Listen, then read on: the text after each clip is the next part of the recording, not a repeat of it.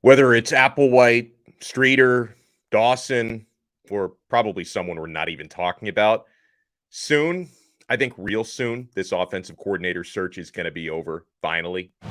You are Locked On Canes, your daily podcast on the Miami Hurricanes, part of the Locked On Podcast Network, your team every day.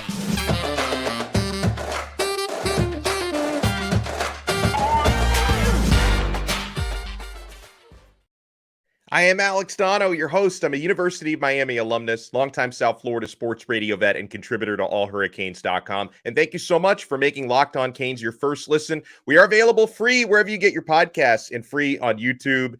And happy Super Bowl Sunday. That's why this episode is brought to you by our awesome partners at FanDuel Sportsbook, the official sportsbook of Locked On. Make every moment more. Visit fanduel.com/lockedon to get started, and it's not too late to do that today before the big game, unless, of course, you're watching this after the big game, in which case it's still not too late because there's a lot of NBA action to be had. So I wanted to share the latest on the offensive coordinator search, why I do believe it's going to be over soon, because the feeling now is that Mario Cristobal may be done conducting interviews. It sounds like he's conducted a ton of them. Some of these names have leaked. A lot of the names he's interviewed have not leaked. But I think we are done conducting interviews here. So I would imagine deliberation time, negotiation time, perhaps seeing what certain candidates would like to be paid and who they would want to potentially bring in to coach with them, or who they would want to work with from Miami's current staff. So, the name that we brought up yesterday, who is now confirmed by multiple outlets that he has interviewed for the job, and that's Major Applewhite, South Alabama offensive coordinator, very well-traveled, has had some success in other spots. Now, remember something on Major, because I know that Applewhite's name was going all over Canes Twitter, Pro Football Scoop, 24/7, everybody talking about Applewhite yesterday, just because he interviewed. And I cannot emphasize this enough. And yes, he did interview. That does not necessarily mean he's the front runner or he's getting the job. But a little bit more on Applewhite's background, because we talked about Major yesterday, but we focused more on his time in Houston than some of the other stops he's had.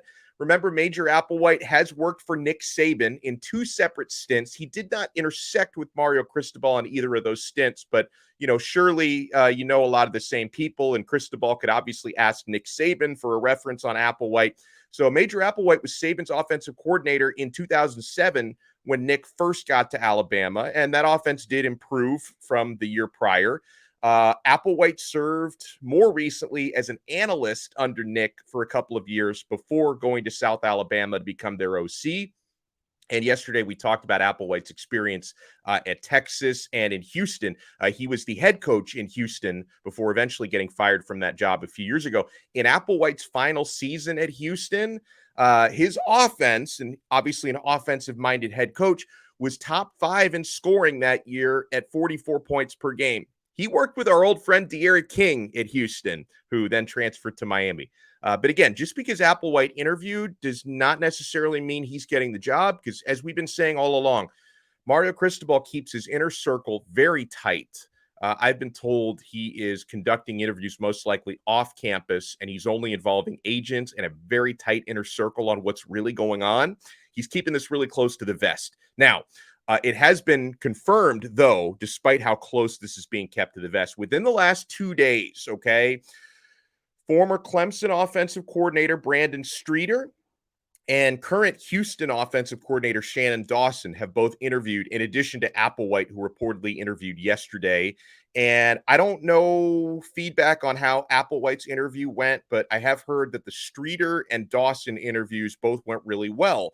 Now, out of those 3 names, out of Applewhite, Dawson, and Streeter, if I had to choose between those 3, and I'm not saying it's coming down to those 3, but between those 3, Shannon Dawson would be my pick. That would be the guy that would get me most excited. Dynamic up-and-comer. He kind of fits the same mold as Lance Guidry, right? Someone who's done a lot with not necessarily Power 5 talent, right? Someone who has overachieved and schemed with the talent they've worked with. He has the reputation to Shannon Dawson, as does Lance Guidry, as, being someone who works well with players and collaborates with others well. So the guy that I like the most for what it's worth out of these names would be Shannon Dawson.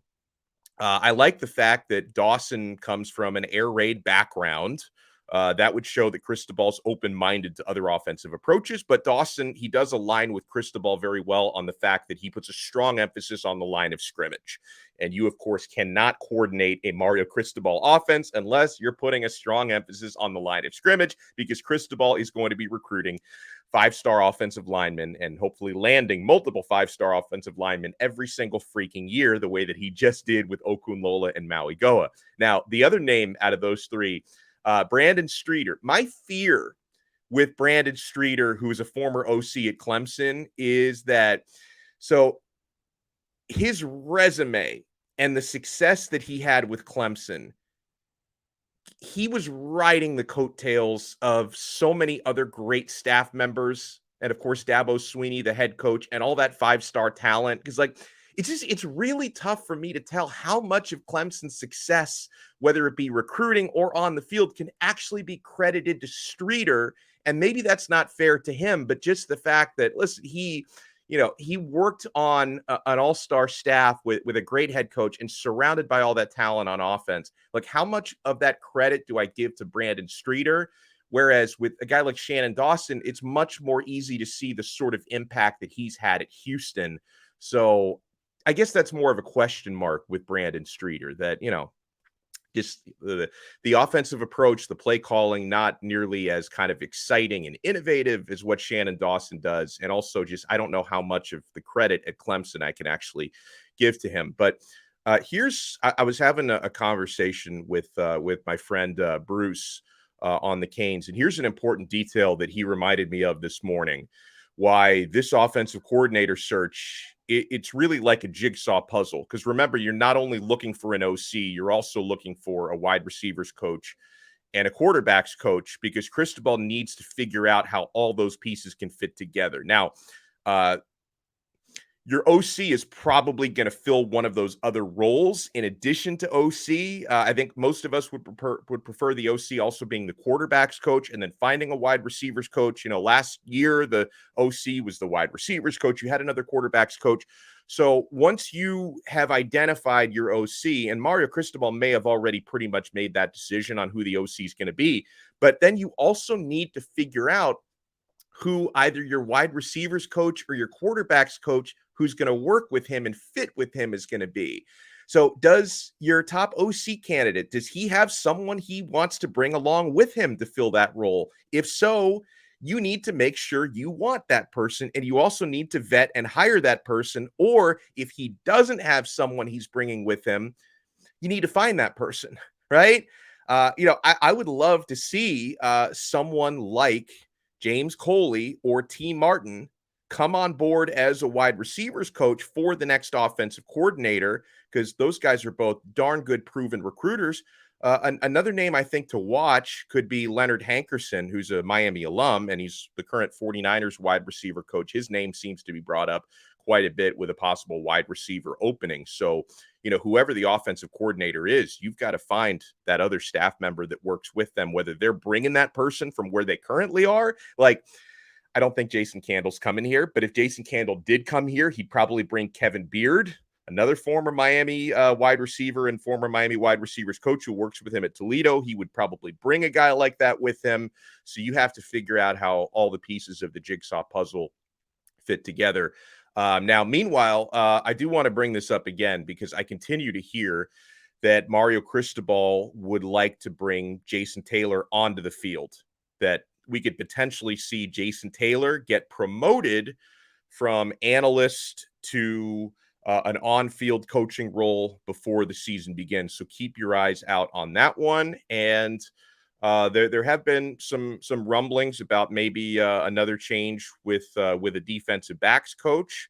If Jamila Dye's future might be in question at Miami, we'll see how that plays out. But obviously, if there was another on-field staff opening, a guy like DeMarcus Van Dyke would be someone you would look for to potentially fill that role. And we have been throwing out the hashtag promote DVD for a long time, because we would love to see DeMarcus Van Dyke on the field.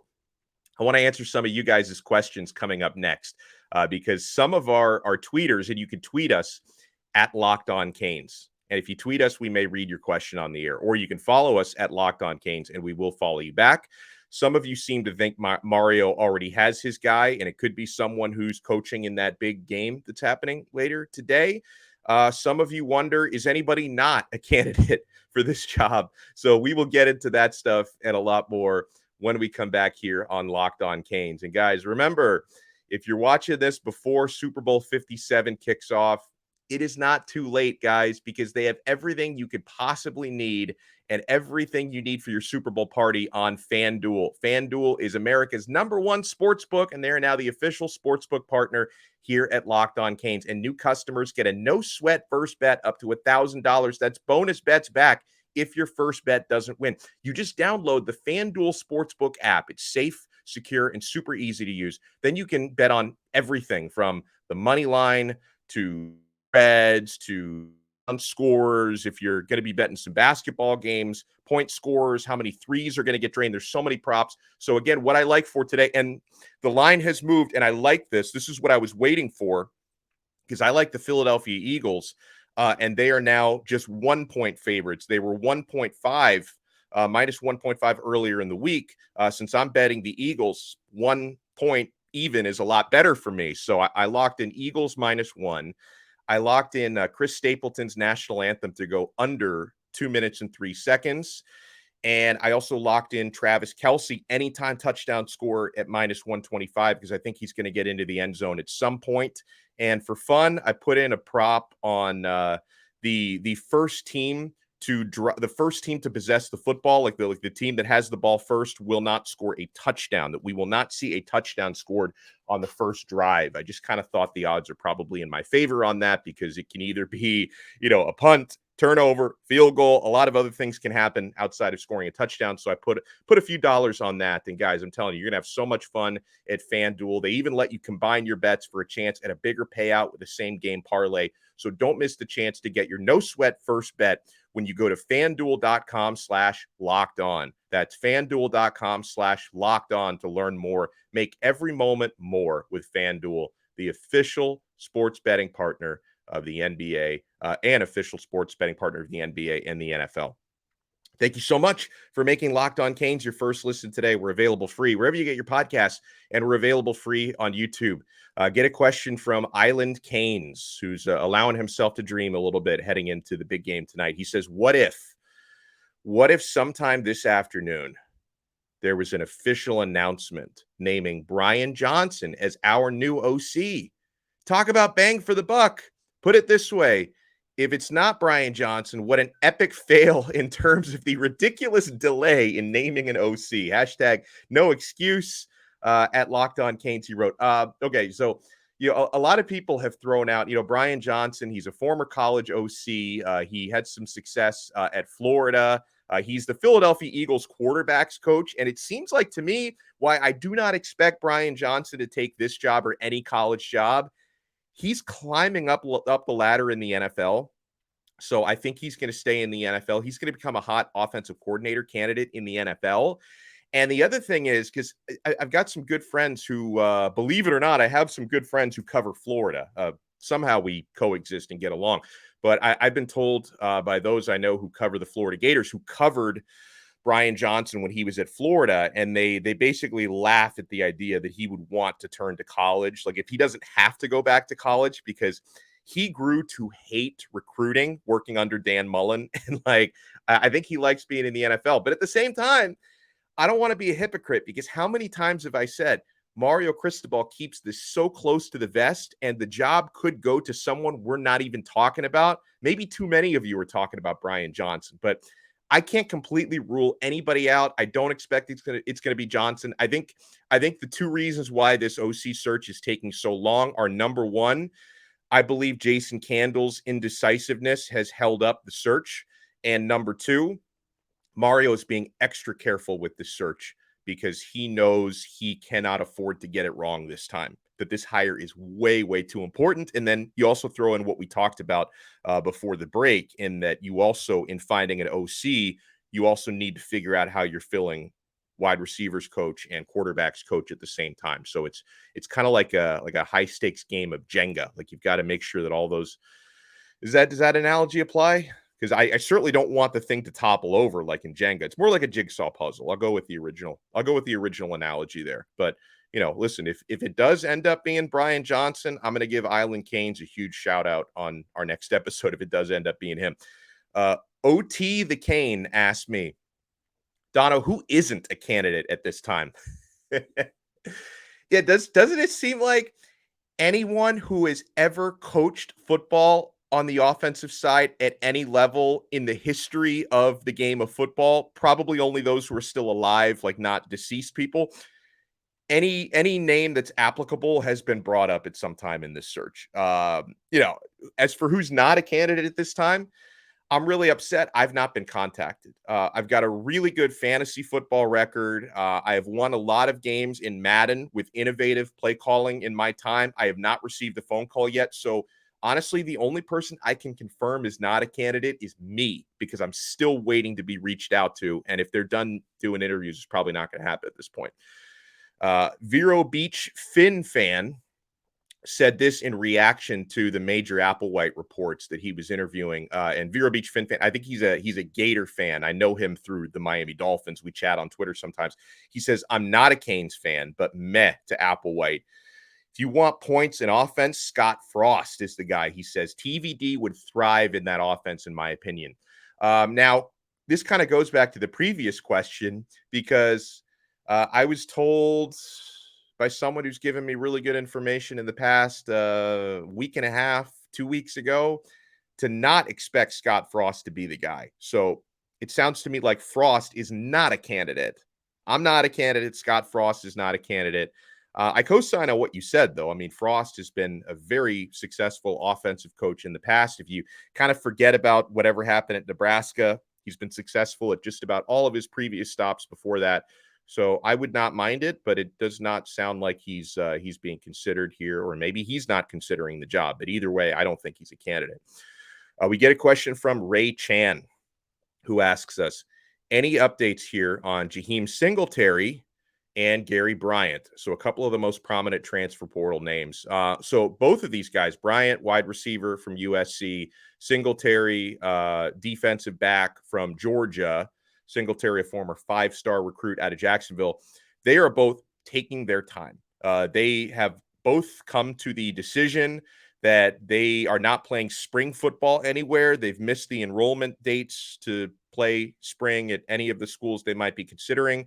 So that kind of reopened these races. As far as Gary Bryant goes, especially once Miami gets their new OC and wide receivers coach, I think they could be a lot more aggressive in pursuing him. He visited Miami, so Miami seems to be on Bryant's short list, and they can certainly show him kind of, a lack of proven depth at wide receiver, like how badly he's needed down here.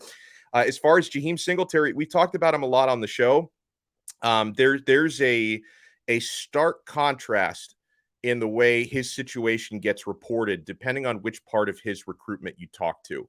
I think that the folks who talk to those in Miami circles about how his recruitment has gone from their side of it have been telling insiders that, Miami might even be out of it, or they're not optimistic about Jaheim Singletary. The information that I've gotten in the I would say the recent past, because I did follow up about Singletary a few days ago.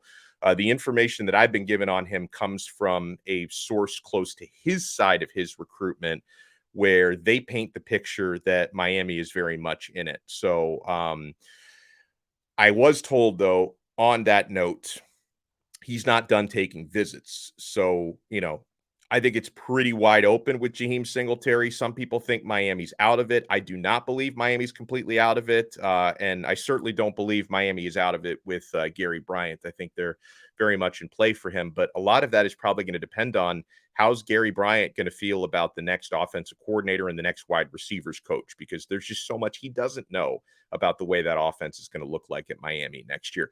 We get a question from Cosmo251. He asks, any possibility of bringing in both James Coley and Marcus Arroyo to fill offensive voids? I think it could very well be a combination of two names we've been hearing.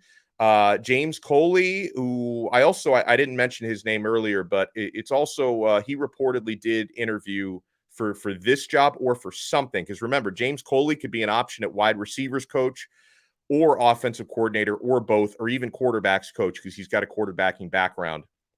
And that's why I think it's possible for two people like that to come in at the same time. Like if you were to hypothetically bring in Marcus Arroyo to be the offensive coordinator, it's possible you also bring in someone like James Coley to be a co-OC and wide receivers coach. Now, I will say that things have been pretty quiet on the Marcus Arroyo front. I mean, it would make sense for Mario to talk to him because they had success together at Oregon. Arroyo was Cristobal's offensive coordinator for 2 years at Oregon, and they won 2 Pac-12 championships and a Rose Bowl together before Arroyo left for a head coaching job, and he's currently not employed, so you don't have a buyout to pay for him. Like, it would make sense for him to be in the picture, but that name's been really quiet. Like, outside of speculation, like, hey, this guy worked with Mario before, and he's out of a job, so it makes sense. Outside of that, I haven't, heard a lot of buzz behind Marcus Arroyo's name. And then something I think you can also remember with all the people that Mario Cristobal is reportedly interviewing, not only do you have essentially 3 jobs to fill, like on-field jobs to fill with coordinator, quarterback coach, wide receiver coach, but Cristobal's always looking for analysts as well. And maybe some of the people who have interviewed with him may not ultimately get offered like an on-the-field or a coordinator job, but they could get offered one of these analyst jobs. That's something to think about as well. I talked about having 3 jobs to fill. You kind of have 4 or more jobs to fill because Mario is always looking to fill out the staff with offensive and defensive analysts as well.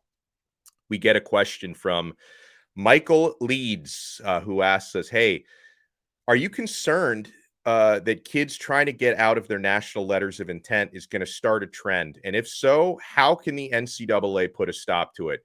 I think the trend is starting. No, great question, Michael, because, Jaden Rashada was a very high profile at Florida example of getting released from the national letter of intent like a month or less after signing it. And now, we're seeing Miami defensive back signee Antoine Jackson wanted to do the same thing, wanted to get out of his national letter of intent.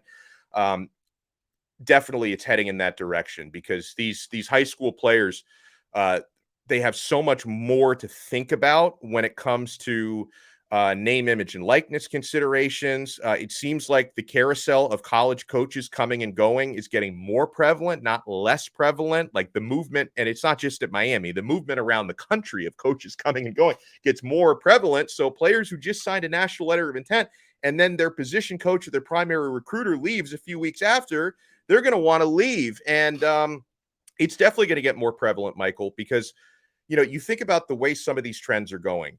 It was, I think, 4 years ago when Tate Martell, remember him?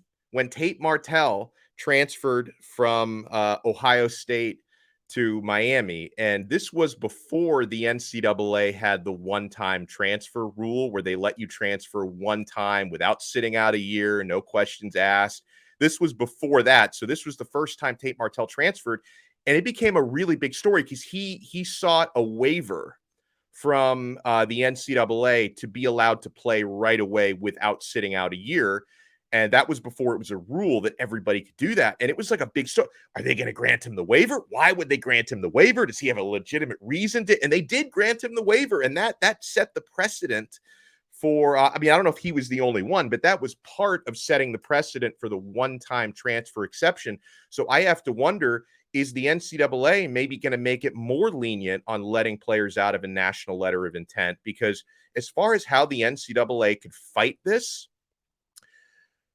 the more time that goes by, the weaker the NCAA looks. Because when they try to challenge things in court, they usually don't win, if you've noticed that, right? So I think this is going to be a trend, and most of us are going to hate it. Like, most of us are going to hate it that after National Signing Day, because you think, oh, it's over. This guy signed with us. He's sticking around for like at least a year before he hits the portal.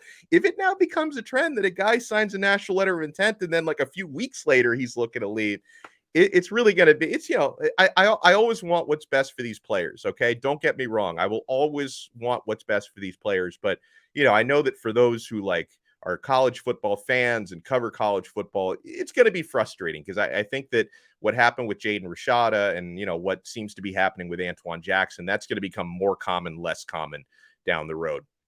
So everyone, thank you so much for making some time today on Super Bowl Sunday for Locked On Canes. Want to throw a thank you and a shout out to Tony D, who left us our newest 5-star review on Apple Podcasts. Guys, if you can take, a few seconds out of your day, leave us a 5-star review on Apple Podcasts, Spotify, Odyssey, wherever you get your pods.